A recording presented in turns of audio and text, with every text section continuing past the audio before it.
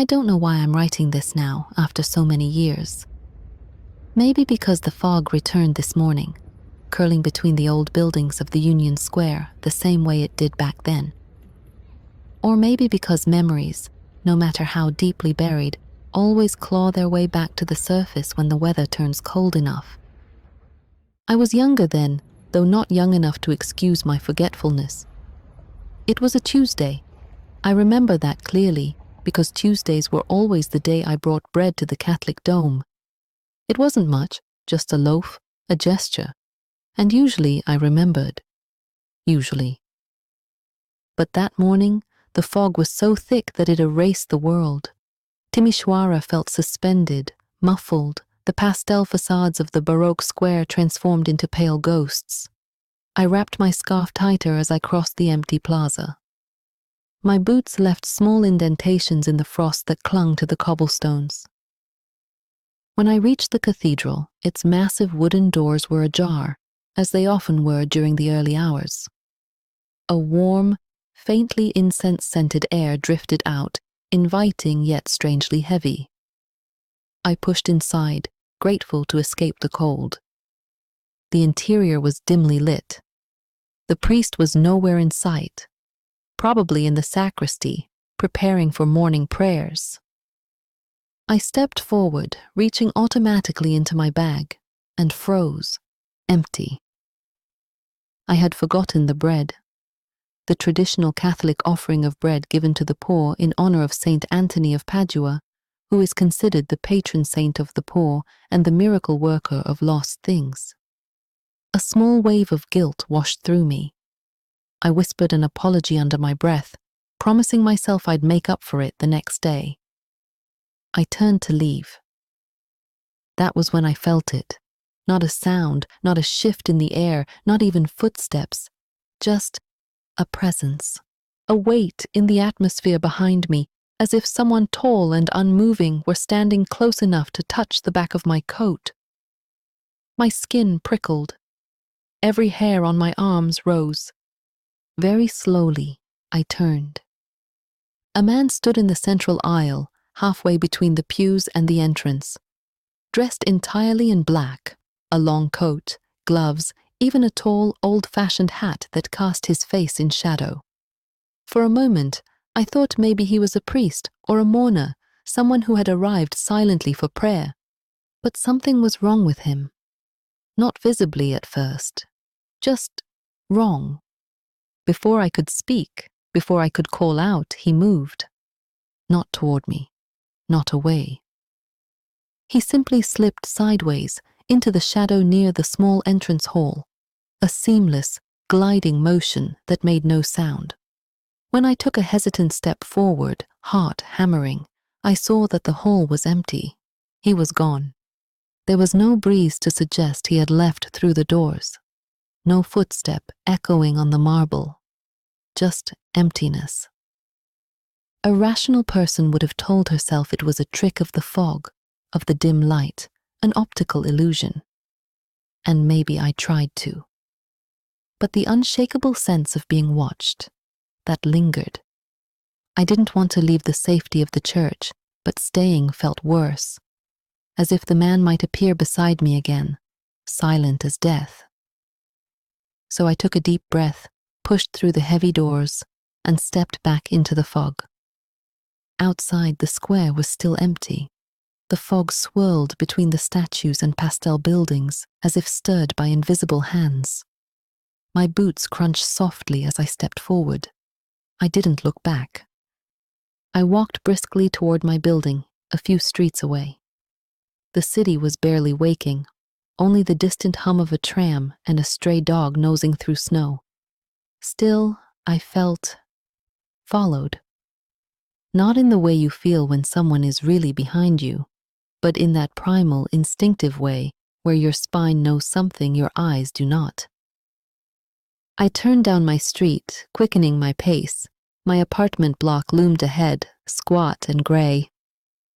I fumbled with my keys, my fingers numb more from fear than cold, and shoved the door open. Once inside, I slammed it shut and twisted the lock. Only then did I allow myself to exhale. I leaned against the door, listening. Nothing. No footsteps. No whisper of movement outside. Just silence. I forced a weak laugh at myself. I was overreacting. It was just a strange man in a church.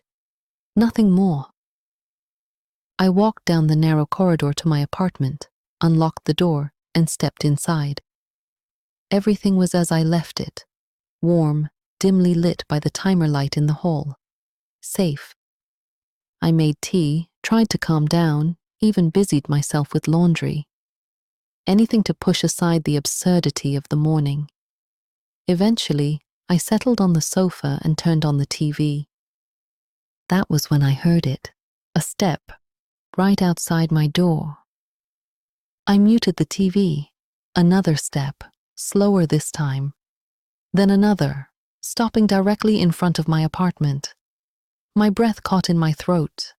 The building was old, the floors creaked easily, but this wasn't a building sound. It was careful, deliberate. I tiptoed to the door and looked through the peephole. Nothing, just the dimly lit hallway. But then I remembered the camera by the front entrance, the one connected to a tiny screen beside my coat rack. I turned to it, pulse pounding, and looked. The hallway outside the building's main door was engulfed in fog, the glass pane blurred white. But through it, a shape appeared. A figure standing motionless before the camera, tall, dressed in black, the man from the dome. His face, dear God, I still see it when I close my eyes. What looked like deep scars ran across his cheeks, jagged and uneven. But it was his eyes, or where his eyes should have been, that froze my blood. His sockets were empty, hollow cavities of darkness staring straight into the camera. I stumbled backward, nearly knocking over a chair. He tilted his head, slowly, unnaturally, as if listening to my breath from behind the walls. I grabbed my phone with shaking hands and called the police. My voice trembled as I explained what I saw. They told me to stay inside, that they were sending a car. I watched the camera feed, terrified he would move, but he didn't. He just stayed there, head tilted, the black voids of his eye sockets fixed on the camera. Then, as suddenly as he had appeared, he stepped backward into the fog. Slowly, one step, then another, until he vanished completely. The police arrived 10 minutes later. They searched the area, checked every entrance, every corner of the building. They found nothing. No footprints in the frost outside. No man in black wandering the streets. Nothing. Still, I refused to stay alone. I packed a bag and went to a friend's apartment across town, locking every window and door behind us. I barely slept, imagining those empty sockets staring at her door next. The next morning, we returned to my place together, accompanied by 2 officers. I wish I could say the nightmare ended then. But when I opened my apartment door, my breath caught in my throat. Everything, every drawer, every cabinet, every piece of furniture was torn apart, papers scattered, books shredded, clothes flung everywhere. The officers looked at me sharply. "Are you sure you didn't stage this?" "Of course not," I gasped. "I wasn't here. You saw me leave." My friend covered her mouth, stepping back, and then we saw it. On the kitchen table. A small, torn piece of parchment-colored paper, smeared with something dark. "Bring bread." The officers looked at each other, baffled. They searched for signs of forced entry. Again, they found nothing. No broken locks, no footprints, no fingerprints.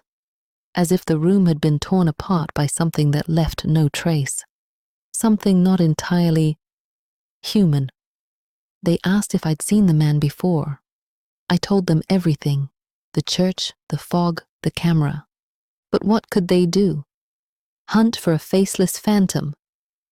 After that day, nothing happened again. I started bringing bread to the church every Tuesday, sometimes extra loaves. I don't know why it mattered to him, the man in black, the hollow-eyed presence, but I wasn't going to risk finding out. The dome became a place I visited cautiously, reverently.